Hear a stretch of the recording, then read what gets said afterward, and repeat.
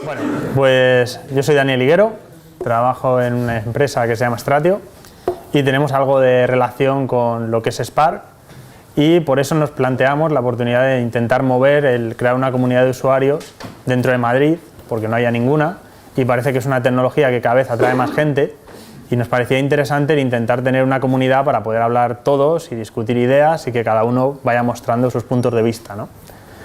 Intentamos hacer, bueno, ya se hizo un meetup cero, digamos, donde básicamente empezamos a hablar y se arrancó todo el tema. Y hoy un poco la idea es arrancar con Spark. Pido perdón ya desde el principio, ¿no? Por si hay algún usuario avanzado, se va a sentir probablemente incluso ofendido, ¿no? Por el contenido de la charla en algunos puntos, pero espero que haya algún punto que al menos sea sorprendente o algún detalle que sea útil. La idea de por qué empezar así, no empezar directamente con alguna parte de algún funcionamiento interno a saco, es también por intentar abrir un poco la comunidad, ¿no? Hay gente que va a ser muy experta en Spark, hay gente que se está enganchando, entonces la idea un poco de hoy es reincorporarnos todos, empezar con el hola mundo, ¿no? De cómo se arranca el sistema, cómo empieza a juguetear, ver una visión básica de cuáles son los conceptos sobre los que se mueve Spark y la idea es que una vez tengamos esto ya podamos empezar en los próximos meetups a ir a por temas específicos concretos, que yo creo que sería lo que a todos probablemente nos guste, ¿no? El buscar librerías, buscar casos de usos, buscar lo que se nos ocurra, para eso es una comunidad, y a partir de ahí pues empezar.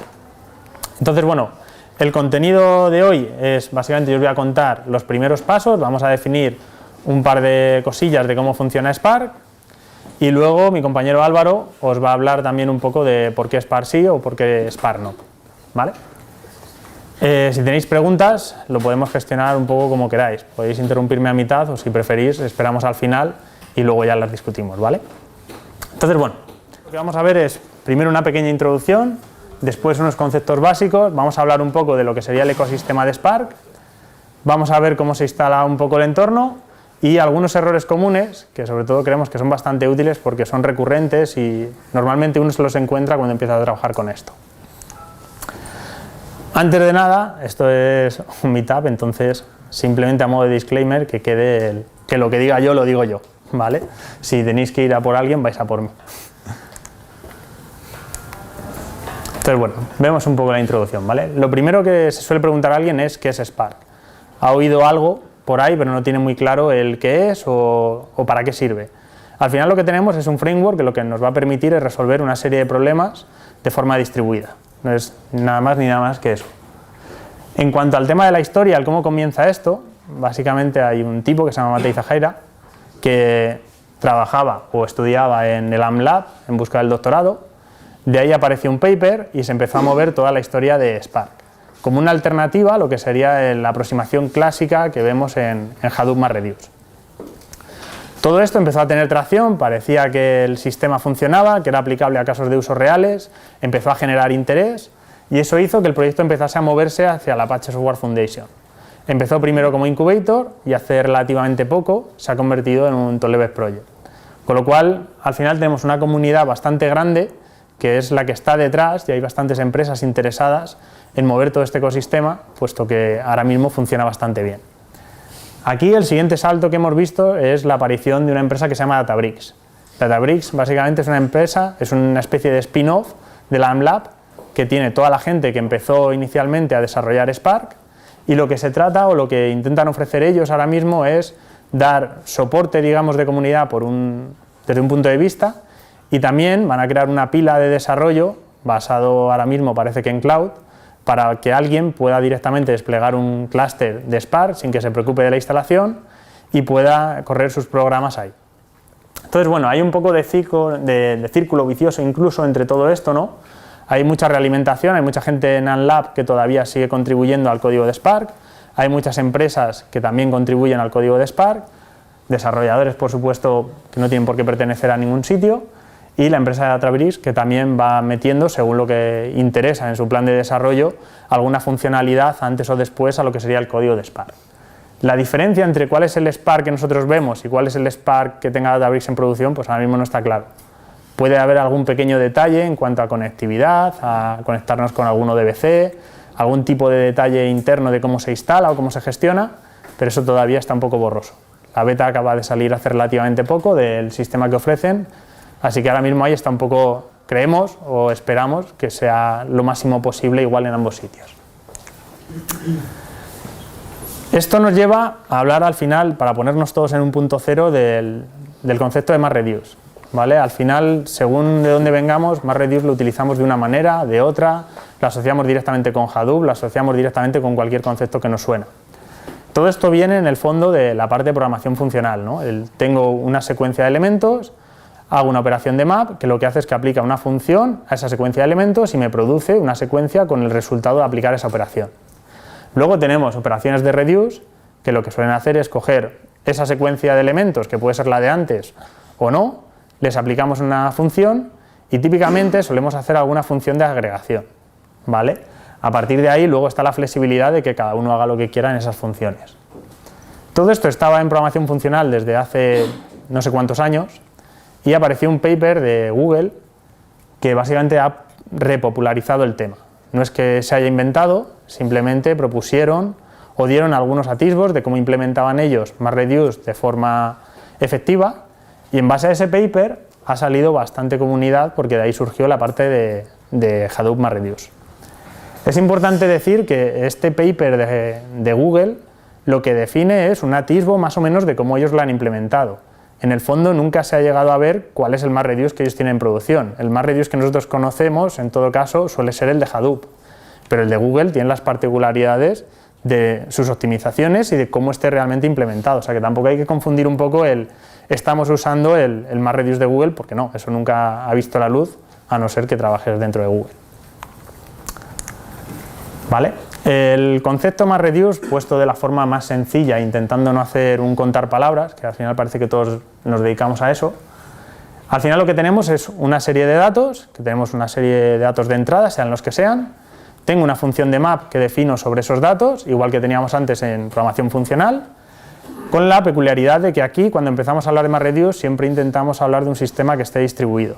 Ya asumimos que estas tareas se van a ejecutar en distintos nodos, porque lo que queremos es eficiencia y rapidez de procesamiento. El resultado del map, típicamente, de alguna forma o de otra, acaba en un reduce, hacemos la agregación, intentamos conseguir el resultado que nos es importante para nosotros, y de ahí emitimos el resultado. Este proceso, en según qué framework, pues se puede repetir n 1000 veces. Si estamos en el mundo clásico de Hadoop, al final lo que solemos hacer es que nuestro programa se compone de n, map y reduce, que tenemos que ir concatenando para resolver el problema que buscamos. ¿Vale? ¿Cuál es la ventaja que vemos a Spark frente a la aproximación clásica que tendríamos con Hadoop o con lo que hemos visto de Hadoop? Lo primero que suele llamar la atención es la flexibilidad que tenemos para poder especificar qué queremos hacer. En Hadoop nos vemos obligados muchísimas veces a tener que poner estos identity reduce o identity mapping, porque lo que necesitamos es concatenar una serie de procesos MapReduce, y como no puede haber un map sin un reduce, nos vemos obligados muchas veces a hacer una tarea que en el fondo estamos poniendo simplemente porque se necesita desde el framework. Con Spark lo que vamos a conseguir es ser más claros a la hora de definir qué operaciones queremos hacer y en qué orden se tienen que ejecutar, y no debería de existir ninguna operación que sea forzada por el propio framework. Luego tenemos también una gran diferencia en cuanto a lo que sería el almacenamiento en disco. En Hadoop típicamente tenemos HDFS y todo lo que vamos a hacer en etapas intermedias o en resultado lo vamos a escribir a HDFS. Spark lo que intenta es utilizar la memoria al máximo. Si yo puedo tener unos resultados en memoria y me vale tenerlos en memoria, no tendrían por qué ir a disco. Tampoco hay que confundir esto con que nunca vamos a ir a disco. Si el resultado que tenemos en un punto intermedio es grande, vamos a necesitar guardarlo en algún almacenamiento porque no entra, ¿vale? Pero sí que vamos a intentar optimizar el uso de disco que tenemos. Esto está muy relacionado con lo que es el aprovechamiento de la memoria, ¿no? Si tenemos memoria vamos a utilizarla, que para eso la hemos pagado. Y tenemos también un punto importante de tolerancia a fallos. Hay muchos conceptos básicos de Spark que veremos a continuación que están muy relacionados con cómo proporcionamos tolerancia a fallos cuando estamos ejecutando un programa de Spark. Y no hay que olvidar sobre todo la parte de tracción de la comunidad. Es un sistema que es relativamente nuevo, pero vemos que hay una comunidad que está tirando de él, y el que exista una comunidad más que el número que se mueva y que intente aportar código, pues es bueno porque nos podemos subir al carro y hay alguien que está preocupado de que ese código funcione y hay alguien que está preocupado sobre todo de que ese código mejore, ¿no? Entonces estas son un poco las ventajas que particularmente veo de lo que tendríamos si nos movemos dentro del mundo de Spark. Como conceptos básicos, tampoco quiero aburrir mucho. El concepto básico y fundamental que tenemos dentro de Spark sería lo que es un RDD. El RDD lo podemos visualizar es como la definición de transformaciones que vamos a aplicar a una serie de datos de entrada. Vamos a decir, coge estos datos y sobre estos datos quiero que apliques primero un map, después un reduce, después un count, lo que haga falta para resolver nuestro problema. Todo esto parte de la base de que los datos son inmutables. Eso significa que cuando yo cojo un RDD y lo conecto a un fichero, a una base de datos, cuando extraigo datos, asumo que es inmutable. Por lo tanto, una vez que los he extraído, no voy a volver a ir a por ellos. O sea que si el dato de por debajo está cambiando, digamos, tenemos que volver a recargar ese RDD porque de forma automática no se va a hacer. Se cogen los datos que teníamos antes y sobre eso vamos a trabajar. El permitir que algo sea inmutable tiene varias ventajas. La primera es que en Spark típicamente todo va con lazy evaluation, que lo que significa es que yo voy a definir la serie de transformaciones que quiero aplicar y no las voy a ejecutar hasta que no sea extremadamente necesario hacerlo. Es decir, yo cojo un RDD, lo defino, digo quiero leer este fichero y de este fichero quiero quedarme con los mensajes que contengan la palabra error y de esos errores quiero contarlos y quiero agruparlos por IPs. Toda esa serie de transformaciones que voy a aplicar a mis datos de entrada no se van a ejecutar realmente dentro de Spark hasta que yo no diga que se materialice, que se haga un collect o que quiero contar los resultados o que ejecute una operación que básicamente materialice, fuerce el cálculo de todos esos procesos intermedios. El ser inmutable también permite que si tenemos un fallo catastrófico, se nos va una máquina mientras estaba ejecutando algo, lo que nos permite es coger y como tenemos definida cuál es el flujo de transformaciones que hemos hecho sobre esos datos, podemos volver a coger el dato inicial, aplicar la serie de transformaciones que hemos perdido en esa máquina en particular, recuperaríamos el estado del sistema y no tenemos que hacer ni checkpointing, ni guardados intermedios, ni nada. Y luego también nos da bastante control de persistencia y de particionado que está muy ligado al RDD. Esto lo que significa es, si yo tengo un RDD que tiene un trozo de base de datos, por ejemplo, un select que he hecho de una tabla, y ese select, esos datos sé que no van a cambiar mucho y yo los voy a necesitar usar en varios sitios de mi procesado, lo que hago es que lo recupero una vez, cacheo ese resultado en algún sitio, en algún tipo de almacenamiento, y así impido que tenga que volver a recalcularse por cada vez que tenga que sacarlo. Esto, si lo comparamos también con la parte de Hadoop, pues tiene bastantes ventajas. Yo puedo tener parte de mi programa que precalcula cosas que van a ser luego utilizadas varias veces por otras partes del programa, ¿vale? Todo esto cuelga, digamos, de la abstracción de lo que sería un RDD. Lo siguiente que es importante y que nos vamos a encontrar con ello es el Spark Context. El Spark Context lo que nos va a dar es la información que necesitamos para poder conectarnos a ese clúster de Spark, a esa infraestructura. Va a estar muy ligado, o sea, no podemos hacer un RDD si no tenemos un Spark Context del que crearlo. De aquí lo que nos permite inicialmente es crear RDDs, pero también tenemos un par de variables o de tipos de variables especiales que pueden ser útiles. Tenemos acumuladores, que los podéis ver como una especie de contador global, y luego tenemos variables que las podemos emitir en broadcast. Las variables en broadcast, como todo lo del RDD, son inmutables igual, las enviamos al principio y no van a cambiar. O sea que hasta cierto punto son flexibles y son útiles, pero hay que tener muy en cuenta qué es lo que queremos hacer para ver si esto se envía o no se envía. Para crearlo, al final lo que le pasamos es el master, el nombre de la aplicación y una configuración sobre cómo está por debajo instalado el clúster.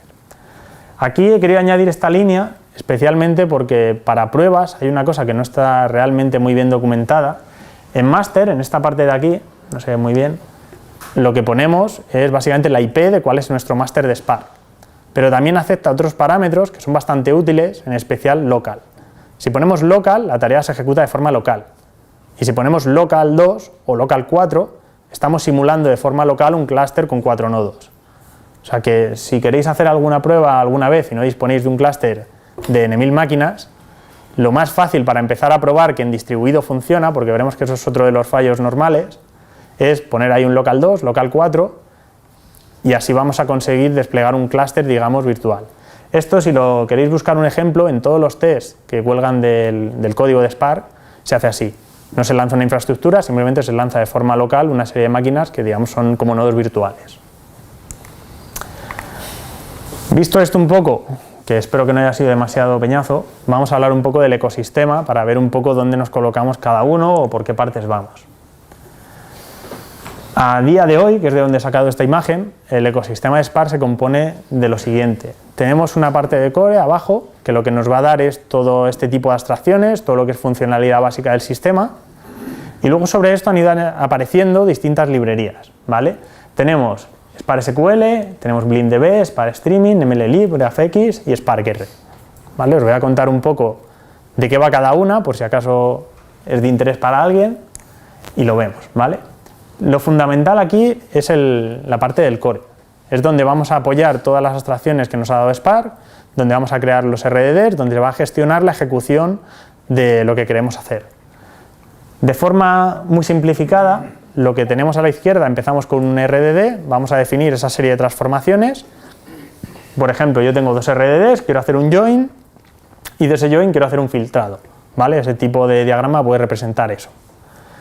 De ahí lo que hace el core al final es, primero vamos a dividir esto en tareas, que es la parte de DAG Scheduling. Lo que vamos a hacer es ver esos procesos, cuántos procesos necesitaríamos hacer y cómo podemos agruparlos en tareas para intentar minimizar la transferencia de datos entre distintas partes de la tarea. Una vez que tenemos esa definición de qué tareas tenemos, lo siguiente es hacer la planificación de las tareas.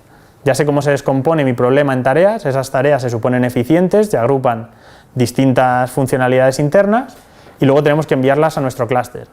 Entonces la parte del Task Scheduling lo que va a hacer es coger cada una de esas tareas y va a buscar máquinas a donde podamos realmente ejecutarlas. Eso al final le llega a un worker y en los workers pues tenemos los threads que funcionan para eso y el Block Manager que se encarga de transferencia de datos, acceso a la parte de variables de broadcast, etc. Entonces un poco el funcionamiento que vamos a tener es este, ¿vale? Es muy similar a cualquier entorno que tengamos este tipo de propiedades. Lo siguiente que vemos y que suele llamar bastante la atención es Spark Streaming, ¿vale? Spark Streaming lo que nos va a permitir es ver una fuente de datos que viene en streaming, tengo datos que están llegando al sistema de forma continua, al ritmo que sea, eso no está definido, y lo que yo voy a poder hacer es definir una ventana de tiempo que lo que me permite es ver esa fuente de datos como si fuesen trabajos en mini batch, ¿vale? De forma de ejemplo, he intentado crear algo que se pueda medio entender. La parte de arriba representaría nuestros eventos que están llegando al sistema, ¿vale? Imaginaos que tenemos un valor que estamos midiendo visitas de un sitio, ¿vale? Sobre esa entrada de datos, que es la que yo recibo de algún sistema, da igual cual sea, lo que defino es un contexto y voy a definir un contexto de streaming con una ventana. En este caso yo estoy diciendo que quiero una ventana de datos que coja cada 5 tuplas, me genere un mini batch. Esta ventana podríamos pensarla como que cuenta básicamente los eventos o podemos ponerla de tiempo. Podemos decir que esos 5 representan 5 minutos y que coja todos los eventos que han llegado a mi sistema cada 5 minutos y me los entregue como si fuese un paquete en batch. Eso lo que nos generaría sería la visión de abajo, ¿vale? Sobre esos paquetitos que tenemos ya ejecutaríamos el programa que estamos buscando. Con esto lo que no conseguimos es despreocuparnos de cómo entran los datos en streaming y trabajar en el modo batch de forma habitual. Lo siguiente que también está cogiendo bastante tracción últimamente es la parte de MLlib. MLlib lo que pretende es dar un soporte para librerías de Machine Learning, ¿vale? Es un soporte básico que empieza por definir ciertas construcciones como podrían ser vectores y matrices dispersas. Y en base a eso, la idea es poder construir los algoritmos que hagan falta para resolver un problema dado. Directamente desde la librería se dan implementados varios algoritmos, básicamente 1 o 2 de cada clase, lo que serían los más conocidos. Eso no significa que con eso no sea suficiente.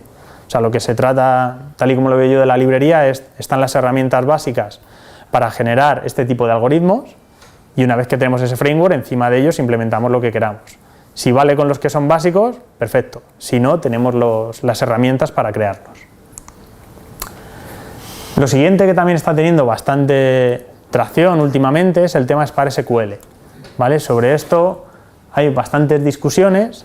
Al final, la forma más fácil de verlo es, tenemos una capa de SQL para poder acceder a datos que los hemos recuperado en forma de RDD. Esto, hasta cierto punto, tiene su trampa o su verdad. Los datos que estamos cogiendo, al final tenemos que representarlos y tenemos que darles un esquema. O sea que no, tampoco es mágico para quedarnos sin esquema ni nada de eso. Vamos a coger los datos de entrada. He puesto aquí un pequeño ejemplo, aunque igual no se entiende muy bien. Lo que tenemos al final es un contexto, que en este caso estamos tirando de Hive. Vamos a poder emitir nuestros L sobre ese contexto y lo que vamos a hacer es tirar una tabla que exista dentro, ¿vale? Tengo otro ejemplo ahora después un poco más claro. La parte de la derecha es importante verla porque al principio se hace bastante confuso el saber de dónde viene o cómo ha aparecido o qué es lo que sustituye o no. Antes teníamos una parte de Hive que nos permitía acceder a cosas que teníamos en Hadoop, que teníamos con SQL. Luego apareció Shark, que es un proyecto también de LambLab, que lo que daba es intentar mover esa parte de Hive, tirarla un poco hacia el lado de Spark, y el proyecto de Shark ahora mismo está muerto y lo que se opta es por tirar por Spark SQL. El muerto básicamente es el anuncio, digamos, desde lo que es el propio proyecto y la gente de Databricks. Si alguien quiere seguir utilizándolo, puede, pero probablemente el soporte entiendo que decaerá bastante. Entonces un poco lo que se ha hecho con Spark SQL es, vamos a coger ciertas partes que ya existían, que ya teníamos de nuestra integración con Hadoop, vamos a quitar todo aquello que solo es específico de Hadoop, con eso se eliminan ciertas cargas, ciertos procesados que no son necesarios en Spark y se supone que generamos algo que es más eficiente. Como ejemplo un poco más clarificador de qué es lo que se hace, lo que tenemos aquí es, nos generamos un contexto en la parte de arriba, tenemos los esquemas RDDs, que es el RDD que vamos a utilizar para acceder con Spark SQL, podemos coger cualquier cosa y meterlo a través de un esquema RDD también. Tenemos una clase que en este caso es sobre la que vamos a mapear nuestros datos y lo que hacemos es, primero leemos un fichero de texto, vamos a coger de ese fichero los distintos campos y con esos campos lo que vamos a hacer es generar objetos persona, que son los que vamos a consultar después. Aquí es importantísimo la parte del People Register as Table. Esto lo que me hace es permitirme que el RDD que yo he leído, que tiene un formato, lo voy a registrar dentro del motor de Spark SQL para decir que lo trate como si fuese una tabla. Si no hago esto o esto no se ejecuta por debajo de alguna manera, no puedo acceder a la siguiente funcionalidad. Esto a veces, según como lo veamos, tiene ventajas y desventajas. La desventaja principal es que hay datos que ya hemos subido hacia arriba, probablemente. Si hacemos un select que queremos filtrar columnas, queremos filtrar algo de esa carga de datos, los estamos tratando ya en memoria. Podríamos quizá haberlos subido de una forma más eficiente, pero bueno, algo es algo, ¿vale? Y sobre esto ya podemos emitir las queries que queramos, ¿vale? El resultado de esa query podemos seguir tratándolo como si fuese un RDD y por tanto se pueden ejecutar esas operaciones de map, el collect o el for each, ¿vale? Aquí, por ejemplo, la operación de collect es importante porque sí que hace la materialización de ese RDD. Sí que nos va a provocar el que cojamos y ejecutemos todas las tareas, todas las transformaciones que hemos aplicado a ese dato inicial. Sobre esto luego tenemos otra serie de librerías que ahora mismo están en alfa, están por determinar un poco si se incluyen dentro de Spark o no se incluyen dentro de Spark. La primera sería GraphX, que lo que nos da es soporte para grafos, vamos a poder crear grafos y nos da un soporte hasta cierto punto similar al Machine Learning. Tenemos SparkR, que lo que queremos es conectar R con Spark. Y tenemos BlindDB. BlindDB es una base de datos que están desarrollando también desde LambLab, que la ventaja que tiene es que nos permite hacer sampling de los datos y cuando queremos hacer, por ejemplo, un count asterisco, no tenemos por qué contar todos. Nos permite dar unos valores aproximados que según el caso pueden ser perfectamente válidos para ciertas aplicaciones. No vamos a ir a contar todos los registros, vamos a hacer un sampling y vamos a estimar cuál sería el resultado correcto. Vale, con esto, no sé cuánto me estoy extendiendo, espero que no mucho, vamos a los errores comunes que nos hemos encontrado y que esperamos que sirvan de algo. Lo primero y básico es el tema de configuración, es dónde está el máster. ¿Vale? La URL del máster es donde le vamos a decir a dónde te tienes que conectar para empezar a lanzar trabajos, planificarlos y ejecutarlos. Lo segundo que nos hemos encontrado muchísimas veces es que no hemos distribuido los JAR a los workers. Si tenemos un programa nuestro que necesita unas librerías, unas funcionalidades, unas clases que tenemos, ese código no se transmite mágicamente al resto del clúster. Entonces tenemos que estar seguros, si probablemente algo explota porque no encuentra la clase, es que nos hemos confundido y no hemos enviado el JAR o no lo hemos actualizado con la última versión o lo que sea. Esto está muy relacionado también con la siguiente, que es el tema de clases no serializables. Aquí, cuando estamos trabajando en distribuido, al final las clases, los datos los tenemos que enviar.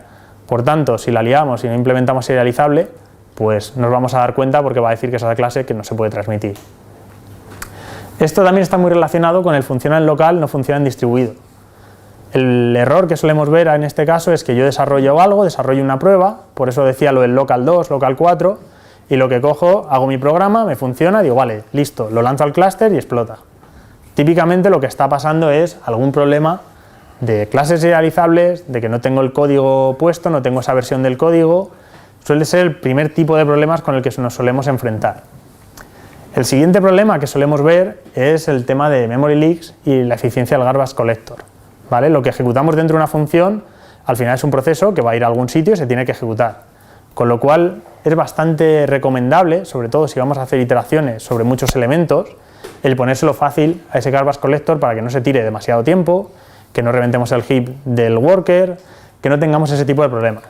Con lo cual, aunque estamos en Java, hay que cuidar un poco la eficiencia de estas cosas, porque si no, en cuanto tiréis una tabla grande, pues os vais a encontrar ese tipo de problema.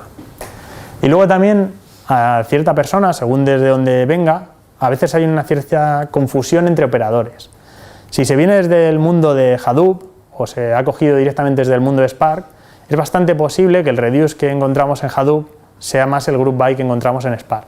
Hay un poco de discusión sobre si un reduce tiene que emitir exactamente el mismo tipo de datos que entra o puede emitir otro tipo de datos distinto, y de ahí viene un poco la posible confusión según lo que se quiera hacer y según de dónde sea la vía que haya venido ese desarrollador.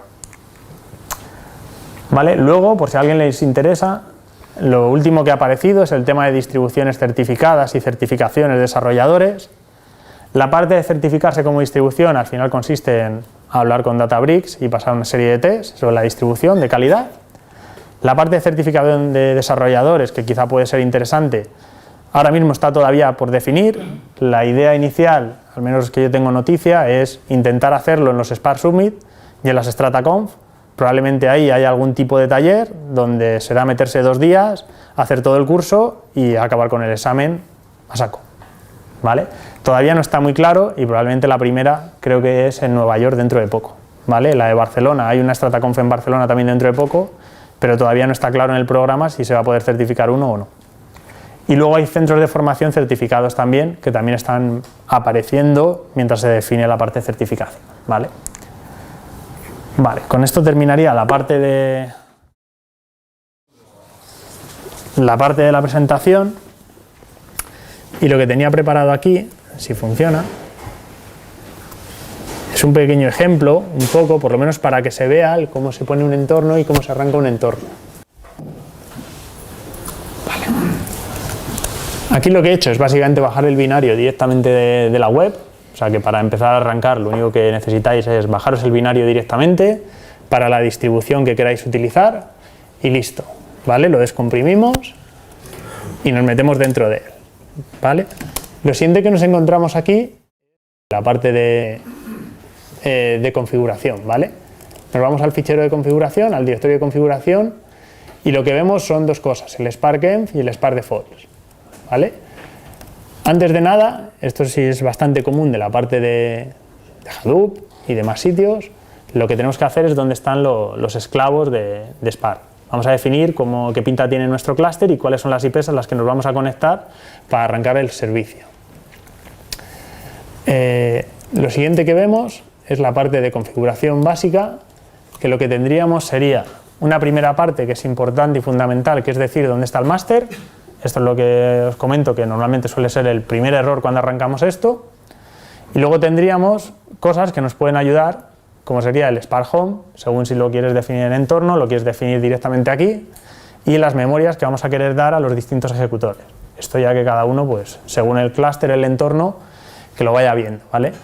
Tenemos más opciones, como podría ser la parte de los logs, la parte de las opciones para Java que queramos pasarlo, o cuál es el serializador que queremos utilizar.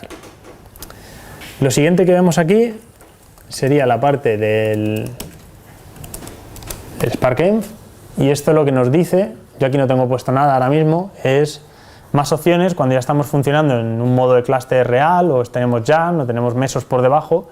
Tenemos que empezar a añadir opciones aquí para ver cómo nos vamos a conectar y cómo vamos a gestionar ese clúster.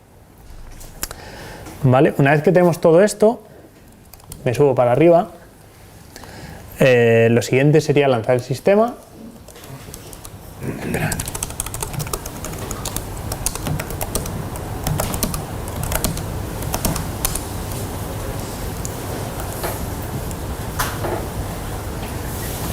Vale, con esto lo lanzaríamos. Y ahora lo que podemos hacer es irnos, a ver si me devuelve el ratón.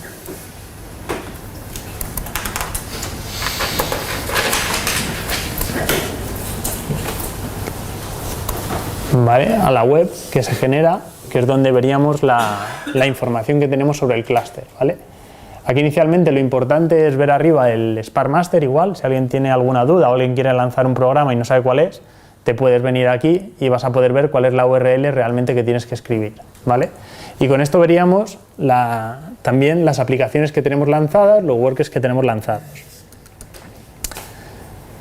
Vale. Lo siguiente que vamos a hacer sería... A ver...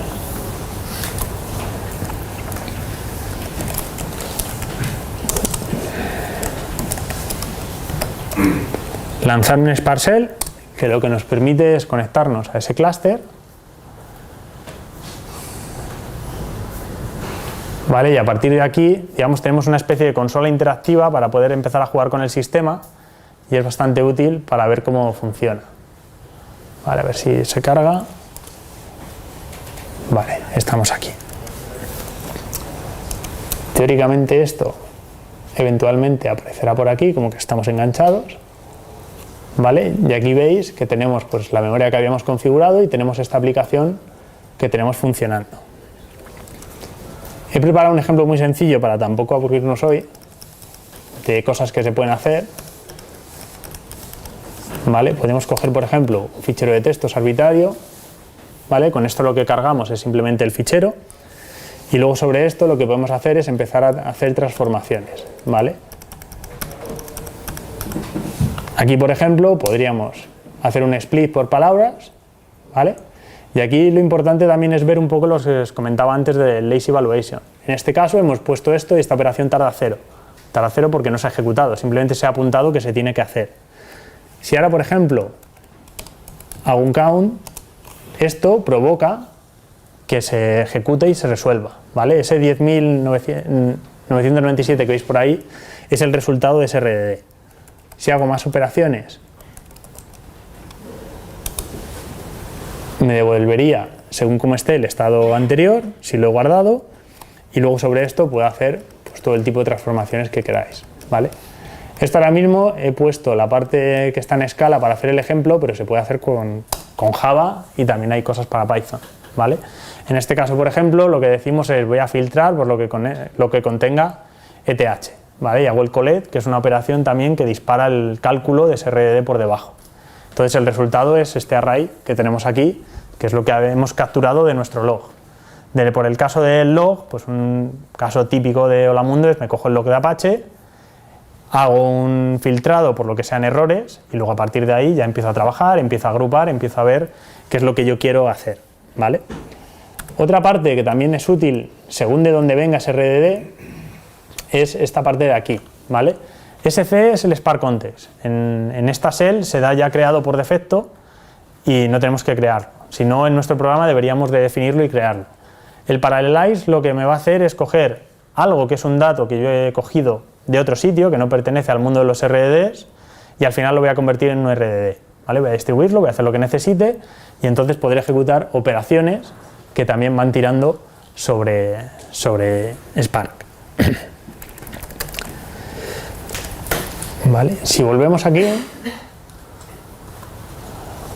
podéis ver cómo tenemos también visibilidad de qué tareas han ido ejecutando. Si la tarea es larga vais a poder ver el proceso, la duración, ver un poco qué está haciendo y esto es útil también pues claramente para saber qué está haciendo nuestro clúster.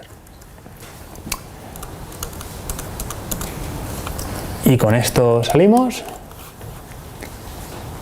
y luego como último apunte deciros que esto también se puede hacer, ¿vale? Sobre todo lo que os comentaba. Si hacemos este Spark Shell Master Local 2, lo que hacemos es nos olvidamos de ese entorno que hemos levantado y levantamos un entorno de pruebas directamente para esta sed. Entonces ya no lo veríamos en esa web, lo vamos a ver en la web propia de la tarea. Cada tarea también tiene su web que lanzamos, pero para pruebas es bastante útil. ¿Vale? Así que yo creo que con esto me he extendido ya más que de sobra. Si tenéis dudas o cosas que queráis hablar, si no me capturáis luego en cervezas, café, lo que sea. O sea, digamos que en los parámetros le puedes imponer cualquier cosa que influya en el conf. Todos no me los sé de memoria. Master por lo menos funciona. El resto, si no, en la configuración ahí se puede poner todas las opciones que se quieran. Has dicho que se puede utilizar Java. Sí. O sea, entonces, ¿no es imprescindible conocer Scala? No.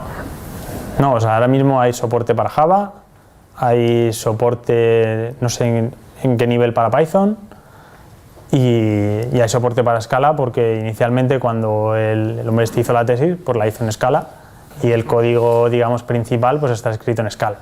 Para según qué cosas pues tiene ventajas o tiene inconvenientes, pero si alguien está más familiarizado con Java, simplemente lo que vas a ver a veces es un pelín más de código. A la hora de definir las transformaciones suele hacer falta escribir un poco más, pero no es imprescindible ni muchísimo menos aprender Scala para trabajar con esto. Yo he puesto el ejemplo con esto porque, bueno, como suele haber menos texto en pantalla, suele ser un pelín más fácil de seguir, aunque nos imaginemos un poco qué estamos haciendo por debajo. Pero no te limita tanto como Hadoop con Java. Entiendo que no, o sea, en Java está aportada, todo el API que tenemos en Scala está aportado a Java, ¿vale? En Python no lo sé. Hay soporte ahora para la versión Java 8, ya se pueden empezar a ejecutar lambdas para poder ejecutar más reduce y demás, entonces soporte para Java se está mejorando. Hasta ahora lo que se va a ver es básicamente más código. O sea, no significa que esté peor, simplemente que vas a empezar a tener functions, tuple 2 de tuple 2 de tuple 2, es un poco más, hay mucho más texto y a veces puede convertirse en un pelín lioso, sobre todo si cuando lo coges el primer día te estás peleando casi más a veces con la sintaxis de Java porque necesita bastante código, bastante definición de funciones. Pero por supuesto que se puede hacer, o sea, no hay ninguna limitación. Una pregunta. ¿El intérprete, digamos, interactivo solo está disponible con Scala y con Python? Sí. Vale. Has definido, has dicho que las variables son lazy, ¿no? La evaluación de la variación. Es que te he visto antes que ponías val y no ponías el lazy por debajo. Ah, no, el lazy es implícito, O sea, cuando yo defino una serie de transformaciones, internamente, hasta que yo no haga una operación como podría ser un collect o un count, no voy a disparar el cálculo de toda la serie de transformaciones que yo he definido. O sea, no hay que definir la variable como lazy, simplemente dices que esta variable es un RDD y ese RDD se recalculará, se hace el recálculo en la primera operación que necesite de tener esos datos. ¿Vale?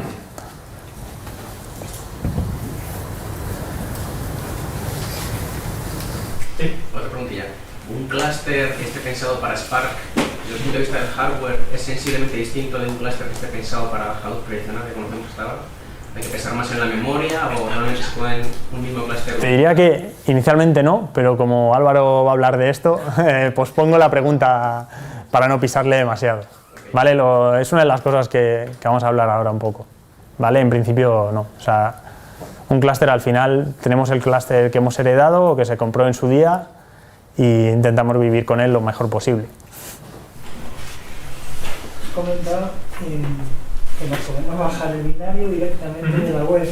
Entonces, lo que tenéis publicado en la web de Stratio, el sandbox, exactamente, ¿qué permite hacer? Ver todos los productos que tenéis. Digamos que Pues ya es una instalación hecha. hay como una diferencia, ¿vale? Esto es otro disclaimer, ¿no? O sea, lo que, digamos, os he enseñado yo hoy es la parte de Spark que nos bajamos de Apache. Luego nosotros, particularmente, tenemos sobre esa distribución de Spark ciertos añadidos que pueden ser útiles en ciertos casos o en ciertas problemáticas. Entonces, el sandbox que está en la web lo que tiene es la parte de Spark básica para que funcione, más los añadidos nuestros propios. ¿Vale? Pero si queremos empezar a jugar puramente con Spark, pues te puedes bajar el binario de Apache Spark y listo. O el nuestro, que tampoco pasa nada. Stratio también está muy bien. Lo he hecho.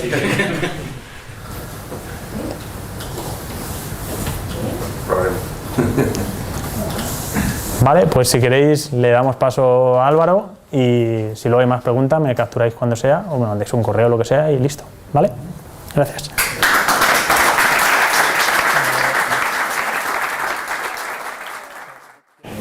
Hola, buenas.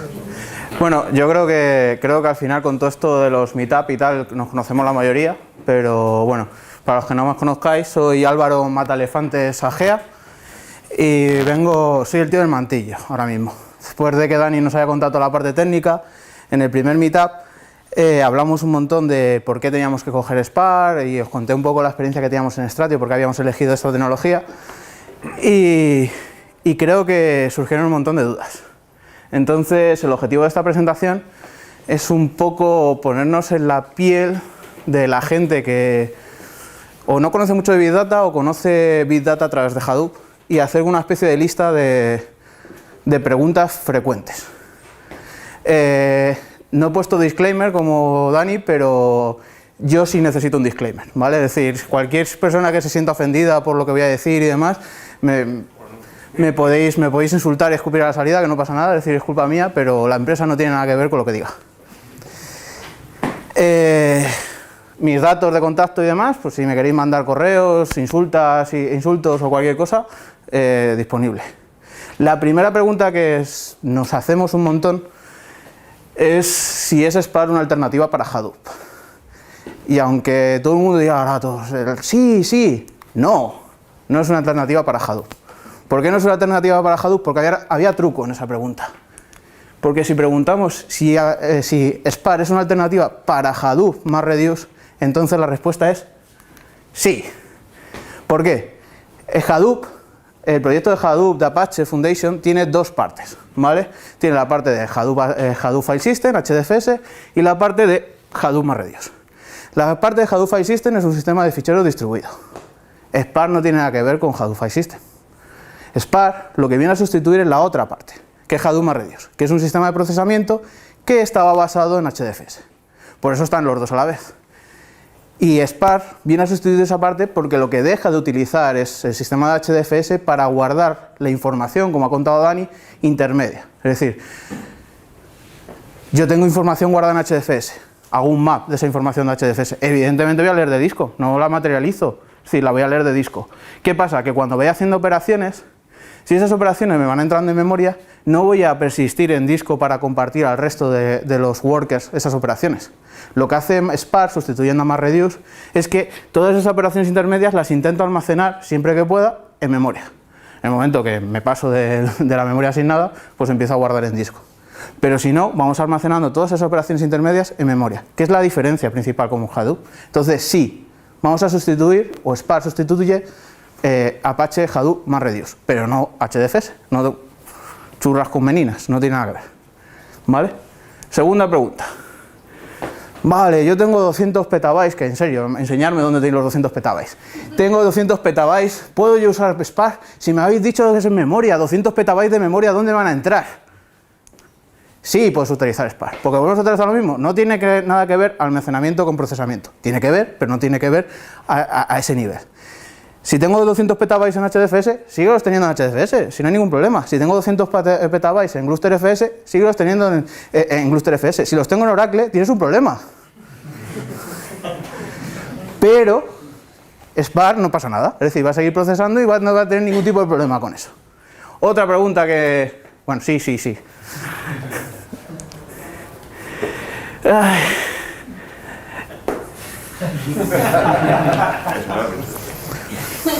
Creo que todos. No, en serio, no hace falta 200 petabytes de memoria. Vuelvo a decir lo mismo. El procesamiento, cuando llenes la memoria, se va a ir a disco. ¿Por qué digo que...? Diréis, joder, pero si Hadoop iba a disco y esto también va a disco, ¿al final va a ser más rápido? No va a ser más rápido porque va a ser más rápido porque intenta aprovechar al máximo esa parte de memoria. En Benchmark, que publica la gente de Unlab, y además son bastante... No es un benchmark muy partidario, aunque sí, pero es reproducible, ¿vale? Que siempre me gusta decir eso. Sí es partidario, pero es reproducible. Cuando las operaciones no entran en memoria, aún así sigue siendo el sistema alrededor de 10 veces más rápido que el Hadoop tradicional. ¿Por qué hace eso? Porque coño, si has tirado 30 gigas en memoria y luego has tenido que escribir 20 gigas, Hadoop ha tenido que escribir 50 gigas en memoria, en disco. Es decir, que al final te has ahorrado 30 gigas que has escrito en disco respecto a Hadoop, por lo tanto siempre es un poquito más rápido. ¿Vale? Otra pregunta. Vale. Con todo el tema de los datos mutables es otra cosa que yo creo que empieza a sonar un poco raro. Hemos hablado de que la principal ventaja de los RDDs es que son inmutables. Y ahora tengo mi base de datos mutables. Y no pasa nada. Es decir, la diferencia entre Spark respecto con el tema del tema del RDD que sean mutables para el procesamiento. Tus datos pueden estar variando, no pasa nada. Lo que pasa es que en el momento que lances el RDD, lo que va a hacer es crearse esa imagen. Es decir, para poder repetir otra vez el resultado exactamente igual, tus datos en ese momento van a necesitar tener una instantánea. Pero si tus datos van cambiando, tampoco pasa nada. Es decir, no es que estemos limitando el caso de uso solamente a datos inmutables. No, es que cuando empiecen a estar procesándose en Spark, Spark va a interpretar que esos datos son inmutables. Por lo tanto, toda la reconstrucción del proceso va a ser con un procesamiento, con unos datos de partida inmutables. Pero no tiene nada que ver con que tu información vaya variando, vaya cambiando y vaya pues, evolucionando con el paso de los tiempos.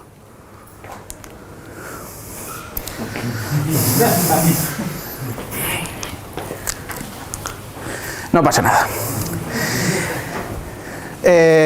Yo soy muy pro Scala, ¿vale? Es más, me gusta bastante y además pienso que la gente que no prueba Scala, porque dice que soy de Java y soy muy pro Java, realmente no prueba Scala porque tampoco se ha puesto un rato. Porque es muy friendly para la gente que viene de Java. Scala tiene problemas, pero como todos los lenguajes, y como todos los lenguajes funcionales. Uno de los problemas que tiene Scala es que si tienes a desarrolladores locos, puedes llegar a escribir código que no lo entiendan ni ellos. Pero también pasa con Java, y no hace falta que sea un lenguaje funcional. El problema es que Scala te da más facilidades. Pero si marcas unas buenas guías de estilo y das látigos a tus compañeros de equipo para que no escriban código totalmente infumable, la verdad es que es bastante productivo. ¿Spark se puede trabajar con Java? Sí. ¿Yo lo recomiendo? No. ¿Por qué? Porque al final escribes un montón de código que es decir, que al final te está sobrando y estás perdiendo un montón de tiempo escribiendo código que no te hace falta. Mi recomendación, Maven acepta proyectos con Scala y con Java. Hacer toda la parte de Spark y todos los procesos raros y demás bonitos en Scala, y si queréis seguir vuestra lógica operacional y vuestra lógica por encima haciéndola en Java, hacerla en Java como lo sabéis y no pasa nada. Es decir, todo el mundo hace beans y clases modelo y todas estas cosas, no pasa absolutamente nada. Y la parte de programación con Spark podéis hacerla en Scala, que no hay ningún problema. Antes Daniel ha sido bastante benevolente, pero lo del tuple 2, tuple 2, tuple 2 es bastante feo. Pero bueno.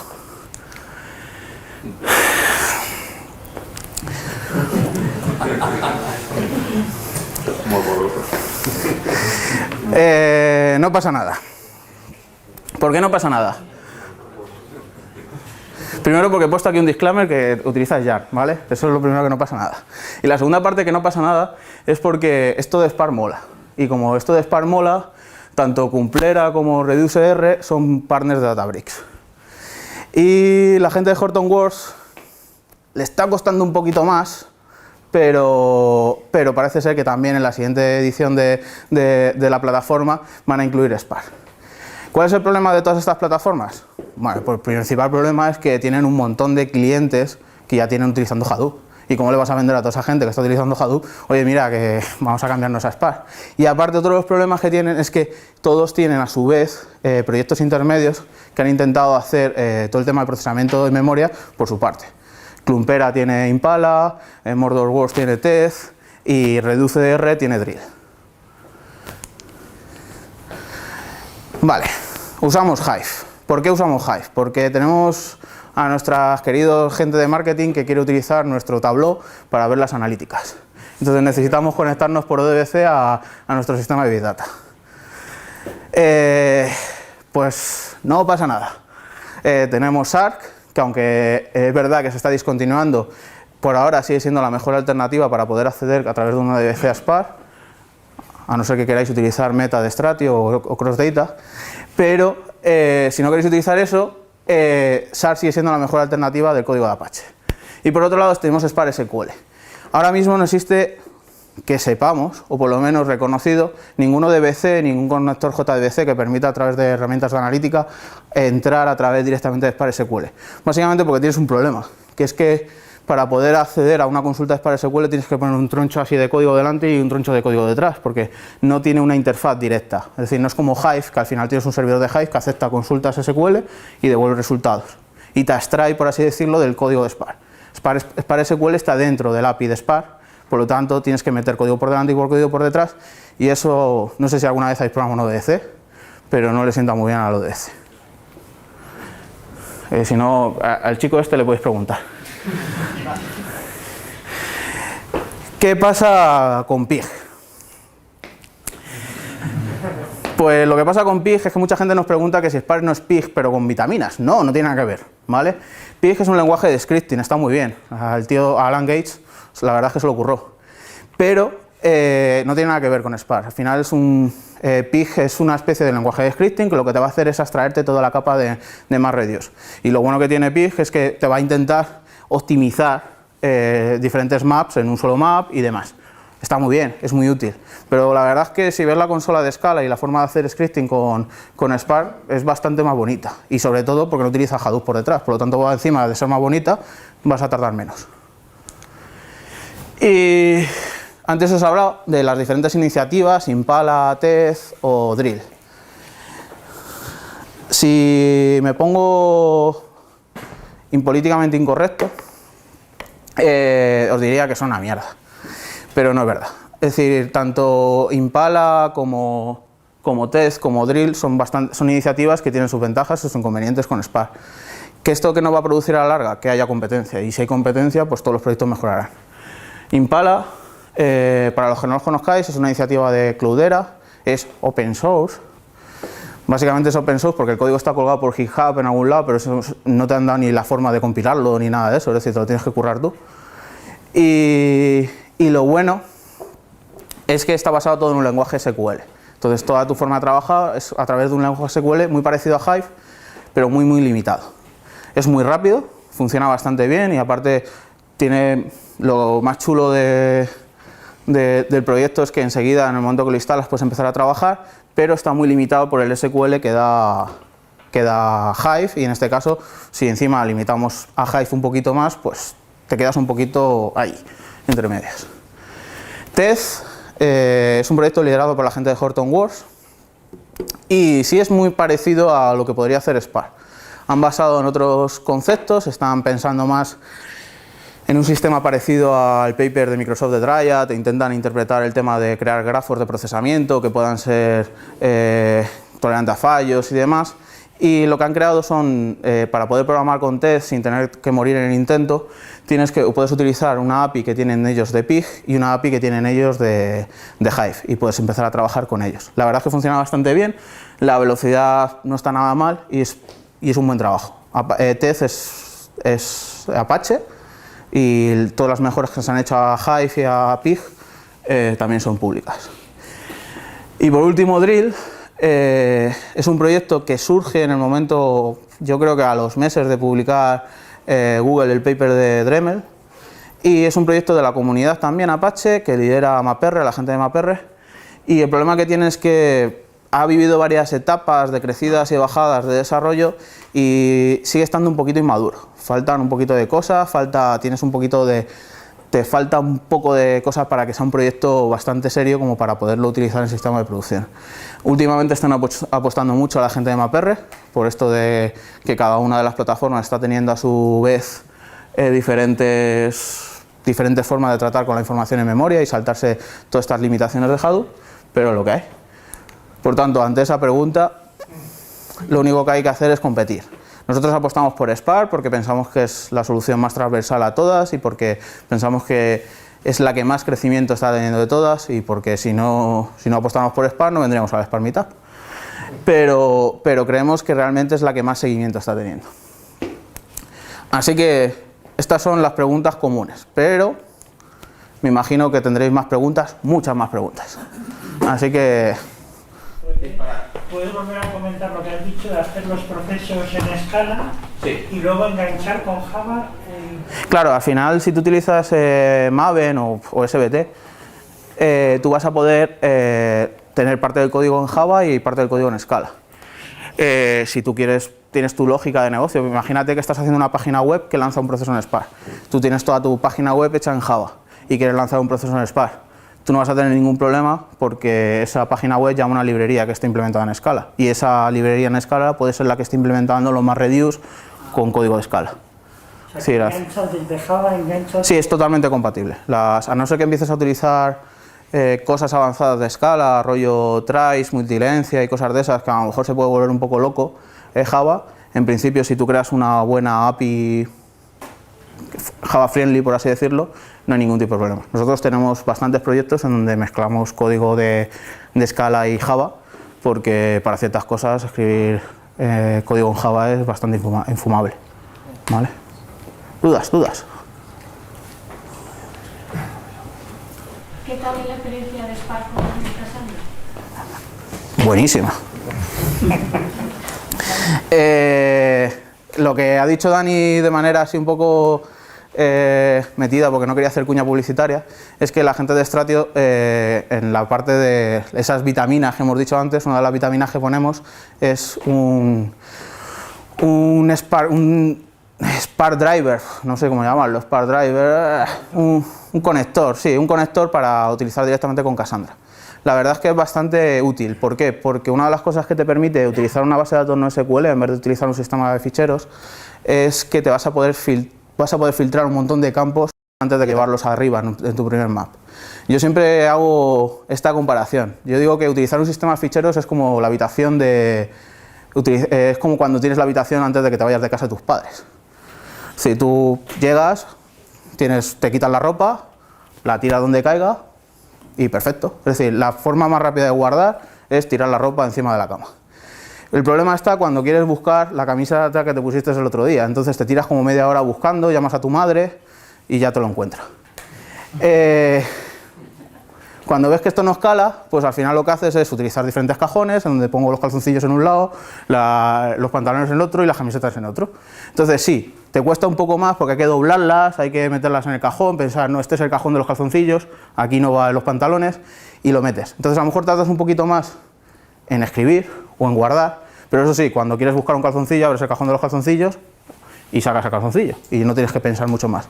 Entonces al final la diferencia entre utilizar una base de datos no SQL respecto a un sistema de ficheros es que a lo mejor penalizas un poco al escribir, pero luego al sacar la información te va a ayudar un montón todos esos prefiltrados que se van a hacer antes y te va a permitir sacar la información, sacar el cajón de calzoncillos y buscar esos calzoncillos de Spiderman que te quieres poner.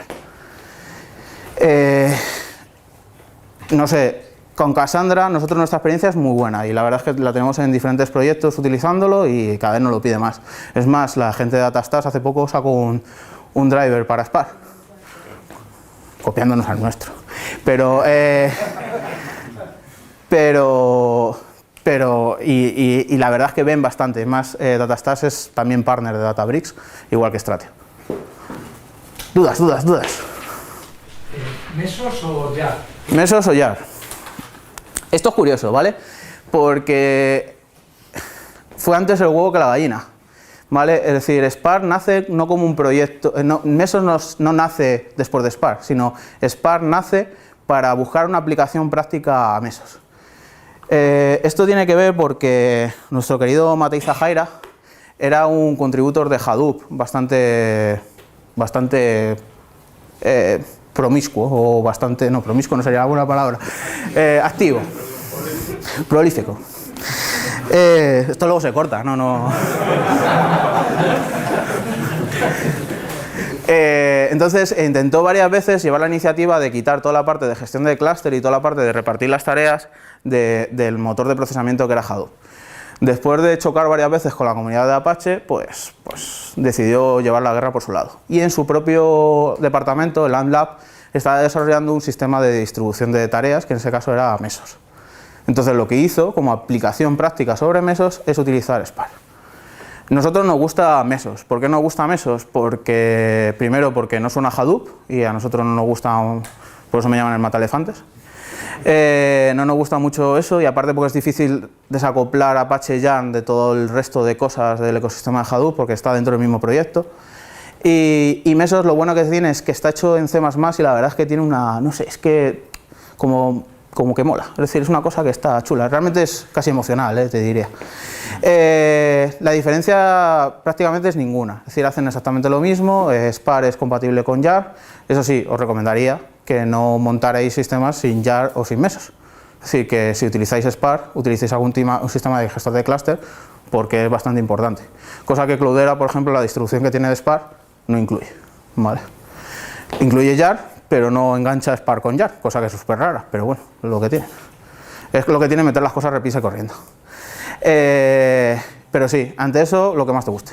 Si tienes Yarn, pues Yarn. Si quieres probar Mesos, prueba Mesos. ¿Dudas?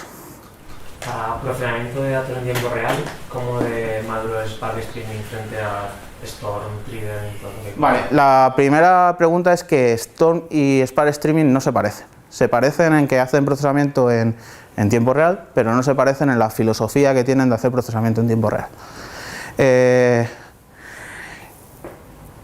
Storm tiene más parecido a lo que eran los antiguos sistemas, bueno, antiguos, modernos, sistemas de procesamiento CEP, Complex Event Processing, ¿vale? Sin embargo, Spark Streaming se fundamenta más en el concepto que creo que creó Lucan de temas de base de datos. A ver, al final hay dos tipos de base de datos, nunca me acuerdo de las siglas. Hay una base de datos donde tienes los datos almacenados, y entonces yo tengo todos los datos almacenados, pillo una query y lo que hago es escanear con esa query todos los datos almacenados, ¿vale? Esas son las bases de datos tradicionales.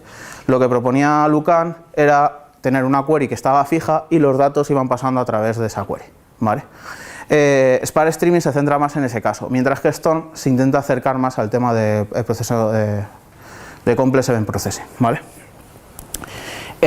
Principales diferencias, una de las principales diferencias es la latencia, ¿vale? A Spark Streaming le cuesta más calentarse, es decir, va a darte una latencia mayor al principio, luego después pues empieza a funcionar más desplazado.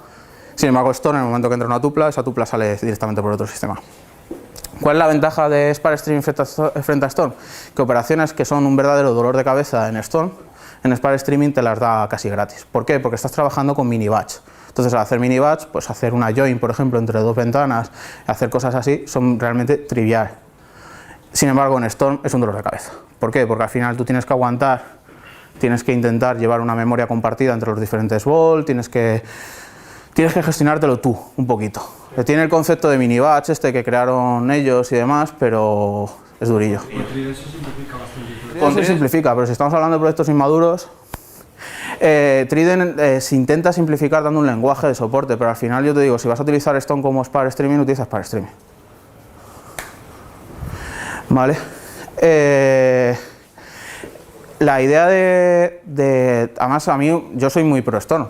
Y me gusta mucho Storm y me parece que creo que son compatibles, porque yo creo que por un lado vamos a tener sistemas en donde vamos a tener una parte de ETL que vamos a tener que hacer con Storm, porque Storm es mucho mejor en eso que Spark Streaming. Sin embargo, hay otra parte de procesamiento, pues eso, de procesamiento en tiempo real, de queries, donde nuestro analista quiere crear una query básica y que eso vaya pasando por filtros y demás, en donde Spark Streaming te lo da casi todo gratis. Sí, ¿por qué no vamos a utilizar las dos cosas? Es decir, tampoco pasa nada. A mí esto lo único que me parece que te da una interfaz súper fácil, súper sencilla al principio y demás, pero en el momento que empiezas a rascar te empiezan a salir urticarias. ¿Por qué? Porque eso de la tolerancia a fallos, por ejemplo, que te la garantiza y demás historias, te la garantiza, no, sí, te la garantiza, pero a base de una serie de restricciones que te las tienes que currar tú y que tienes que plantearte tú cómo vas a solventar todas esas restricciones. Así que está chulo, pero también tienes que pensar que no es todo oro lo que reluce. Sin embargo, yo sí creo que se deben combinar ambas y que no son complementarias, no son totalmente sustitutivas una con otra. ¿Dudas? Pegaros. Yo tengo una pregunta. ¿Habéis utilizado alguna vez Elasticsearch como almacenamiento para Spark? ¿O ves algún problema al utilizar Elasticsearch para guardar los resultados, por ejemplo, de un navegador? Primer problema de Elasticsearch es que no es una base de datos.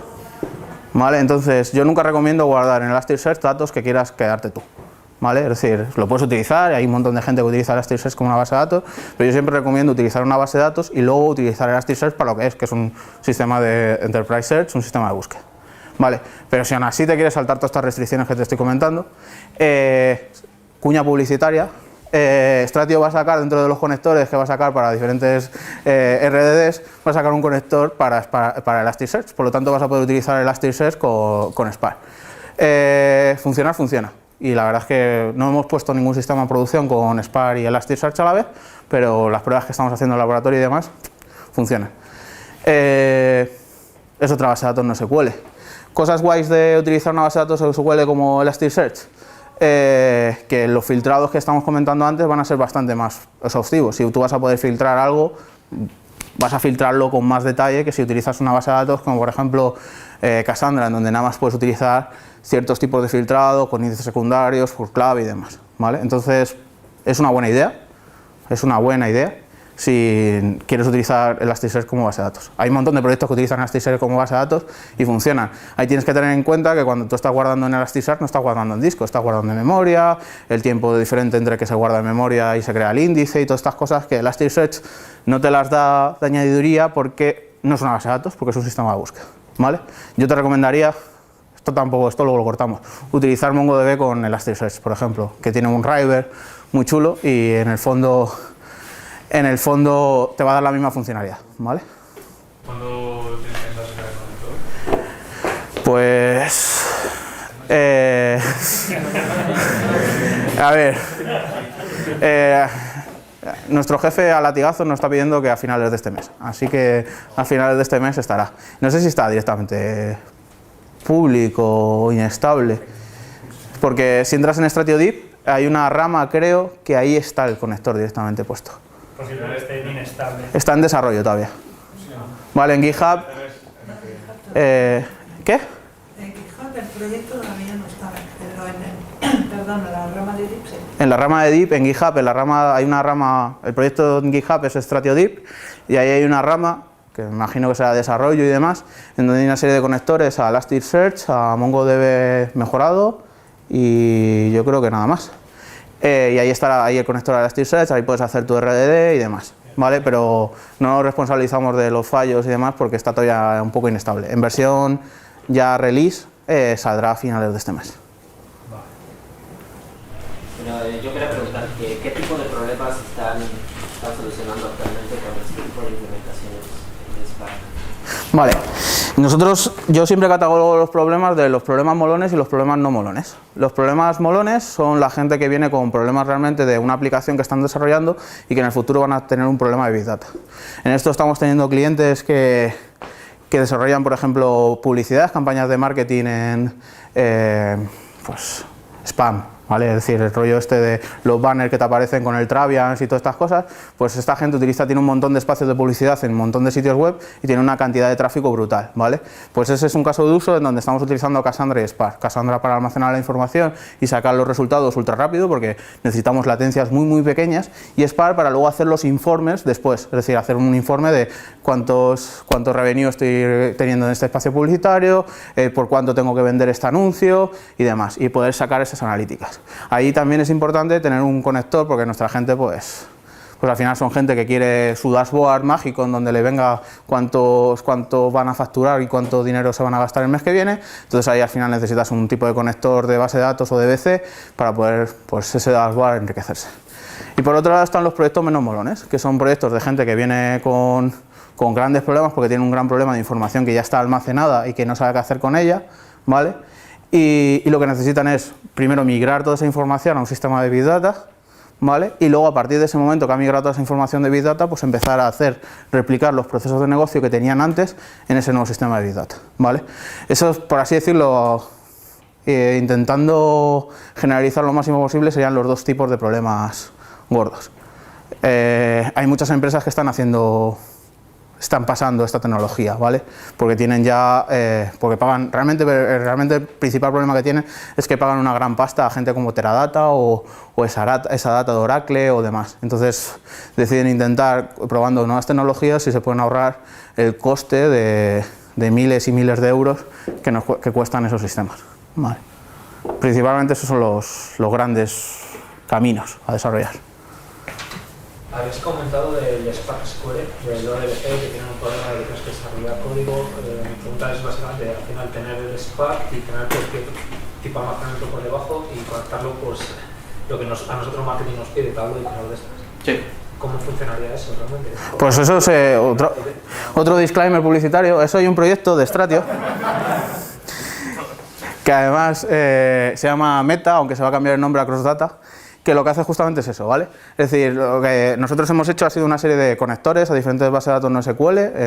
A finales de octubre sale el release final y va a salir con Cassandra, Aerospike, MongoDB, Elasticsearch, y al siguiente mes esperamos sacar con HBase y Phoenix. Entonces, la idea al final es tener un montón de conectores por abajo, es decir, en donde hablas con diferentes bases de datos, y cuando tú desarrollas ese conector, tú describes cómo es tu tipo de base de datos, dices qué cosas puedes hacer, qué cosas no puedes hacer y demás, hablas con nuestro sistema para saber qué te podemos mandar y qué no te podemos mandar, y lo que hacemos con eso es que todas las cosas que tú no puedes hacer, como tu base de datos no puede hacer, se la pasamos a Spark.